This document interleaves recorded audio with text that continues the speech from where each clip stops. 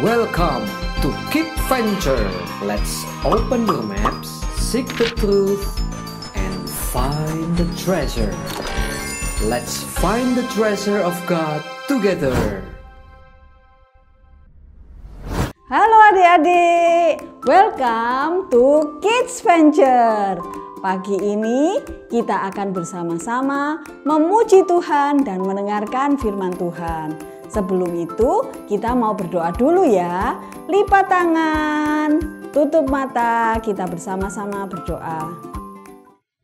Selamat pagi Tuhan, hari ini kami datang kembali untuk memuji Tuhan dan mendengarkan firman Tuhan. Kiranya Tuhan yang melayakkan kami untuk membawa puji-pujian ke hadapan hadirat-Mu. Berkati acara hari ini dari awal hingga akhir. Dalam nama Tuhan Yesus kami berdoa. Amin. Adik-adik, sudah siap memuji Tuhan? Siap. Sekarang kita mau berdiri, kita mau menyanyi, memuji Tuhan, Allah kita yang bangkit. Dia sudah disalib, mati, dan kemudian bangkit pada hari ketiga. Mari bersama-sama kita pujikan dengan penuh sukacita. Allah bangkit. Semuanya bangkit berdiri ya.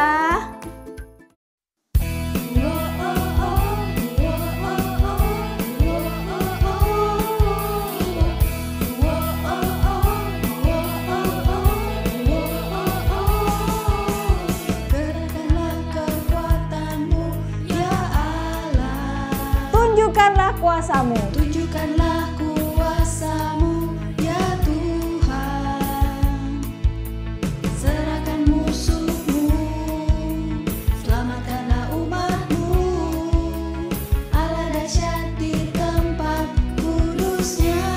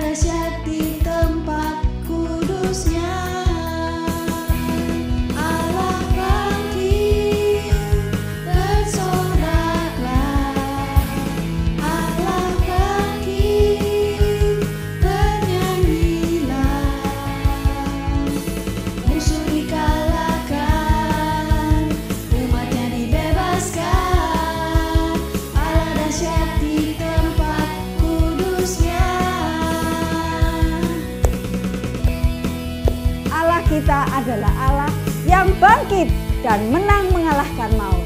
Mari kita bersama-sama memuji Dia dengan penuh sukacita. Serahkan musuh-Mu, selamatkanlah umat-Mu. Allah dahsyat di tempat kudus-Nya.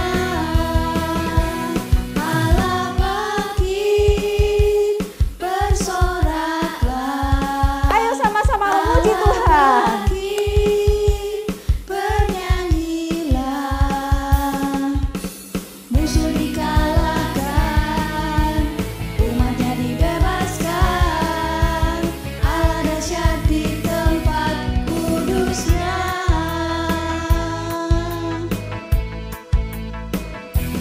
Allah bangkit, bersoraklah. Mari semuanya bernyanyi memuji Allah kita. Bernyanyilah, musuh dikalahkan, umatnya dibebaskan. Allah dahsyat di tempat kudus-Nya. Allah dahsyat di tempat kudus-Nya. Allah dahsyat. Allah dahsyat di tempat kudus-Nya. Yeay, pinter-pinter semuanya. Adik-adik, Tuhanlah yang memberikan sukacita di hati kita semua. Mari kita memuji Dia senantiasa. Kita mau menyanyikan lagu Every Praise is to Our God.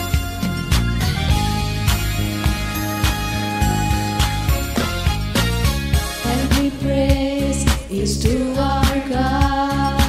Every word of worship with one accord. Every praise is to our God. Sing hallelujah to our God. Glory hallelujah is to our God. Every praise is to our God. Every praise is to our God. Every word of worship with one accord. Every praise is to our God. Sing hallelujah to our God. Glory hallelujah is to our God. Every praise is to our God. Every praise is to our is to God. our God. Every word of worship with one accord. Every praise is to our God. Sing hallelujah to our God. Glory hallelujah is to our God. Every praise is to our God.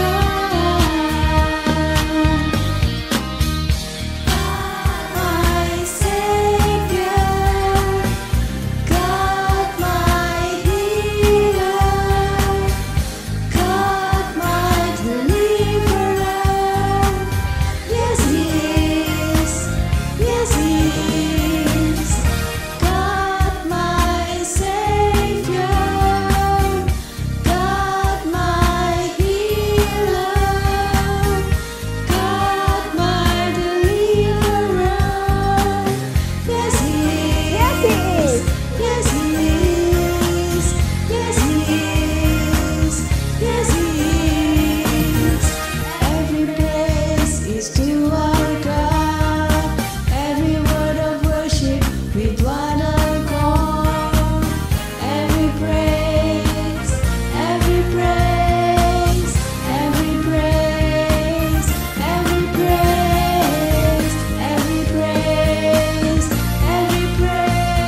is to our God.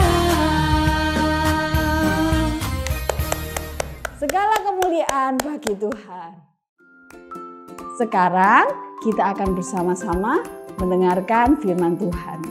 Duduk yang baik supaya kita bisa mendengarkan firman Tuhan. Story time. Hai adik-adik sekalian, minggu lalu kita belajar bahwa Tuhan Yesus mati di kayu salib untuk menebus kita semua dari penghukuman kekal. Karena kasih-Nya yang besar kepada kita, Dia mati menggantikan kita umatnya. Hari ini kalian akan belajar bahwa Dia tidak berdiam di dalam kuburnya, tetapi bangkit dari kematian. Sungguh berita yang sangat amat baik. Nah, sebelum kita mulai cerita kita pada hari ini, mari sama-sama kita berdoa. Tuhan Yesus yang baik, terima kasih atas berkat-berkat yang Kau telah berikan kepada kami. Sekarang kami mau mendengarkan firman-Mu. Tuhan, tolong siapkan hati kami supaya kami bisa mengerti firman-Mu. Hanya dalam nama-Mu, Tuhan Yesus Kristus, kami berdoa. Amin. Adik-adik, hari ini kita akan mendengar kisah dari kitab Lukas 23 hingga 24. Sesudah Tuhan Yesus disalibkan, tubuhnya diturunkan dari kayu salib, dibalutkan dengan kain lenan dan diletakkan di dalam sebuah kubur baru yang digali di dalam bukit batu. Sebuah batu besar diletakkan di muka kubur tersebut untuk menutupinya. Maria Magdalena dan perempuan-perempuan yang lainnya yang mengasihi Tuhan Yesus melihat semua itu dari kejauhan. Mereka sangatlah sedih melihat guru mereka yang mereka kasihi terbaring mati di dalam kubur.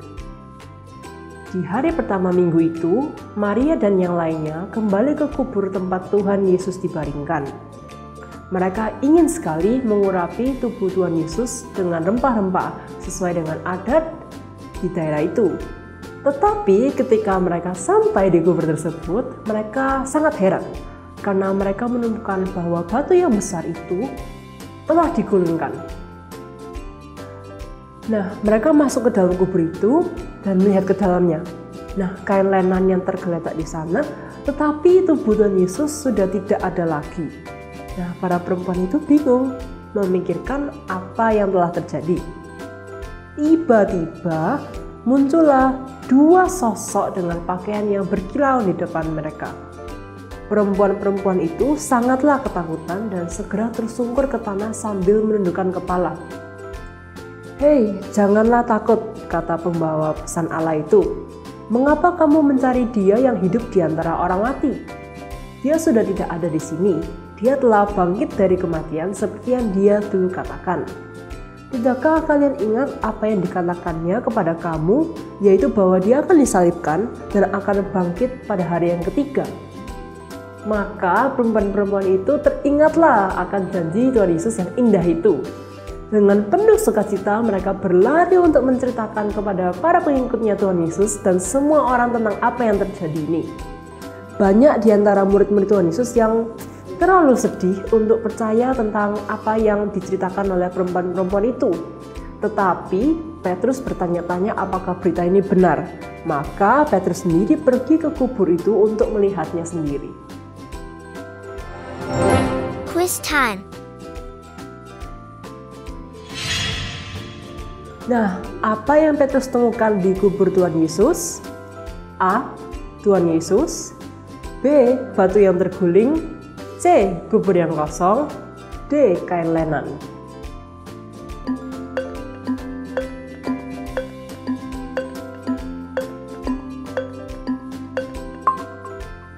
Yes, Petrus menemukan batu yang terguling, kubur yang kosong, dan kain lenan. Petrus juga melihat bahwa tubuh Tuhan Yesus sudah tidak ada lagi di sana, persis seperti yang diceritakan oleh Maria dan teman-temannya. Ketika Petrus pulang, dia memikirkan kira-kira apa yang telah terjadi, tetapi dia juga tidak mengerti apa arti semua ini. Kemudian, ada dua orang pengikut Tuhan Yesus yang sedang berjalan menuju ke sebuah kampung bernama Emmaus. Sementara mereka sedang bercakap-cakap tentang apa yang telah terjadi, tiba-tiba muncul seseorang yang tidak mereka kenal. Dan orang yang mereka tidak kenal itu juga ikut berjalan bersama mereka. Orang itu melihat betapa sedihnya mereka ini. "Apa yang sedang kalian bicarakan?" tanya si dia kepada mereka. Dua pengikut Yesus ini menceritakan kepada orang ini tentang Tuhan Yesus dan semua yang terjadi kepada Tuhan Yesus. Orang ini mendengarkan dengan seksama, lalu dia berkata kepada mereka, "Hai kamu orang bodoh, betapa lambannya hatimu sehingga kamu tidak percaya." Lalu dia mengingatkan mereka tentang janji Allah di dalam firman-Nya. Di sepanjang perjanjian lama, Allah berjanji untuk mengutus juru selamat yang akan menderita dan mati untuk menebus dosa-dosa umat Allah. Segala sesuatu yang difirmankan Allah telah terjadi. Quiz time. Nubuat apa yang disampaikan di perjanjian lama tentang Tuhan Yesus? A. Dia disebut penasehat ajaib. B. Dia akan jago berdagang. C. Dia akan dilahirkan di Bethlehem. Dan D. Dia akan pintar matematika.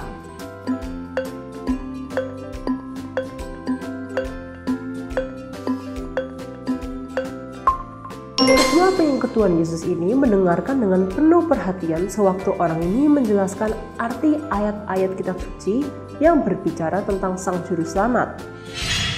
Ketika mereka tiba di Emmaus, mereka mengajaknya untuk bermalam bersama mereka dan ia juga mengiyakannya.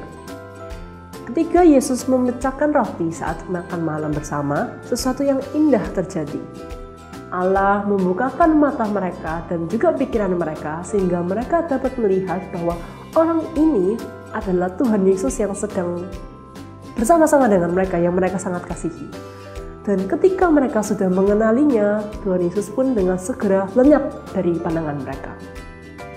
Kedua orang itu berkata satu sama lain, "Bukankah hati kita terhibur dan berkobar-kobar ketika dia berbicara dengan kita di tengah jalan dan ketika dia menerangkan kitab suci kepada kita?"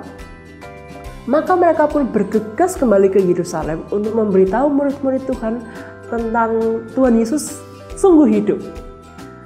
Selagi kedua orang dari Emmaus ini menceritakan kisah mereka kepada murid-murid yang telah berkumpul bersama, Tuhan Yesus tiba-tiba berdiri di tengah-tengah mereka dan berkata kepada mereka, "Damai sejahtera bagi kamu." Tetapi mereka semua ketakutan dan menyangka bahwa mereka melihat hantu. "Hei, mengapa kamu terkejut dan apa sebabnya timbul keraguan-raguan di dalam hatimu? Lihatlah tanganku dan kakiku ini. Aku sendirilah ini. Rabalah aku dan lihatlah," kata Tuhan Yesus kepada pengikut-pengikutnya itu. Lalu para murid melihat bekas luka dari paku-paku yang menancapkan Tuhan Yesus ke kayu salib. Dan mereka pun melihat Tuhan Yesus makan. Sekarang mereka tahu bahwa dia adalah benar-benar Tuhan Yesus. Dia sungguh hidup.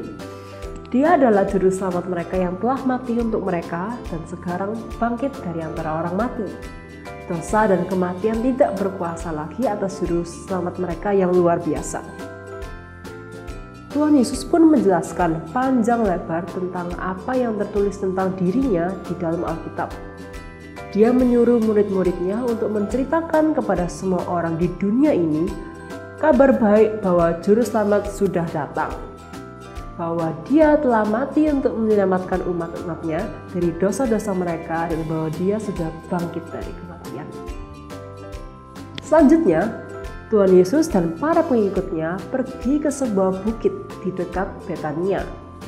Dengan disaksikan oleh para pengikutnya, Sang Juru Selamat yang bangkit kini terangkat ke surga. Orang-orang semua percaya yang tengah bersukacita itu pun kembali ke Yerusalem dan mereka memuji serta menyembah Allah. Nah adik-adik, setiap hari Minggu kita merayakan kebangkitan Tuhan Yesus.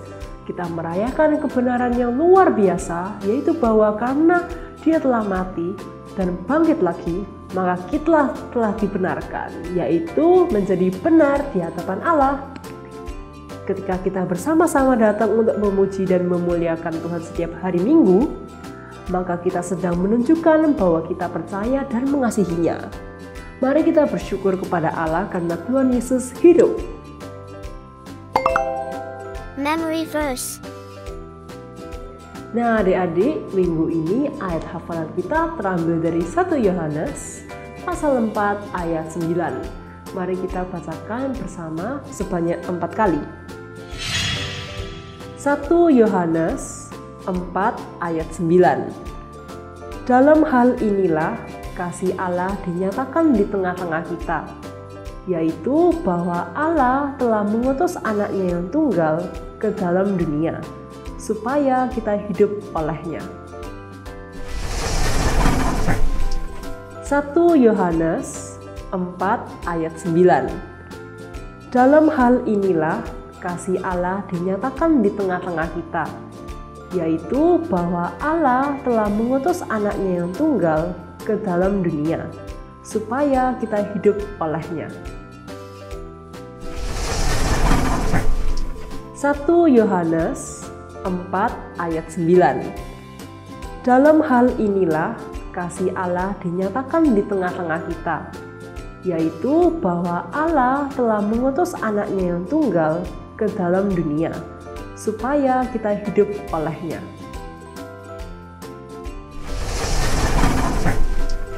1 Yohanes 4 ayat 9.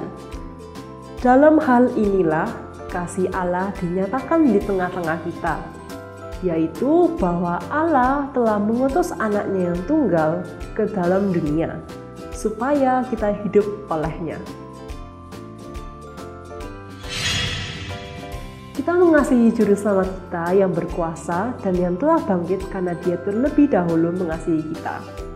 Kita percaya kepada Yesus karena Dia telah mati untuk dosa-dosa kita dan mengampuni kita.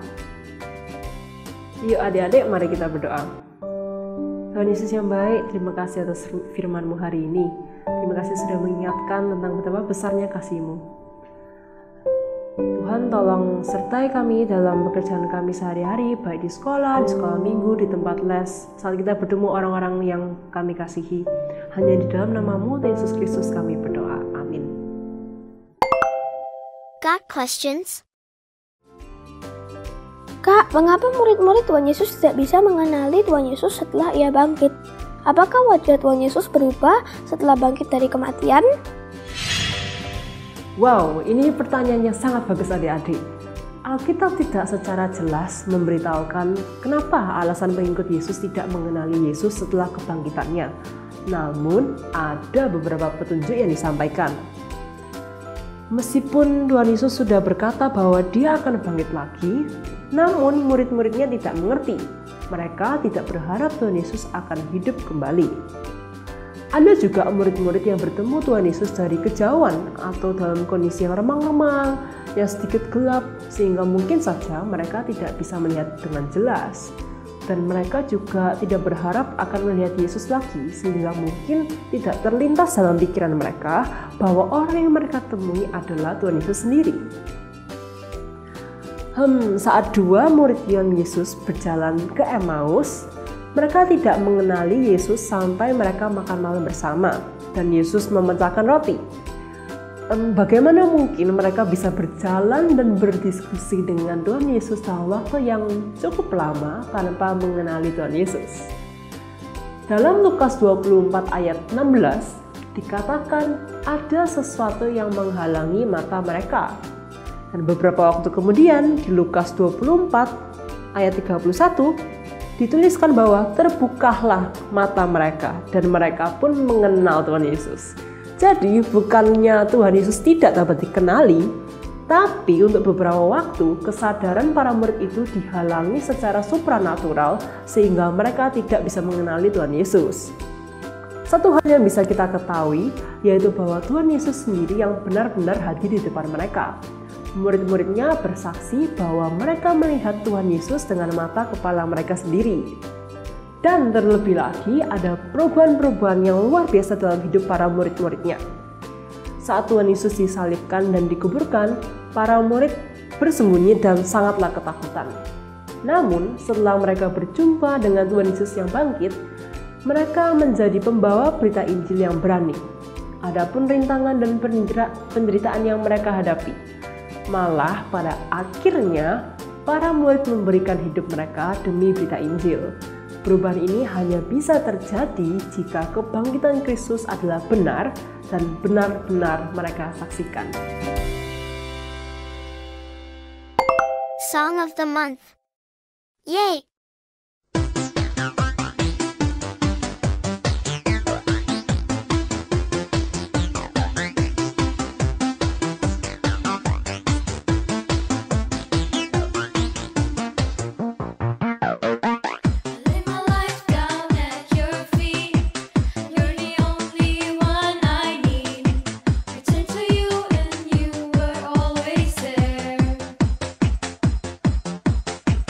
Troubled times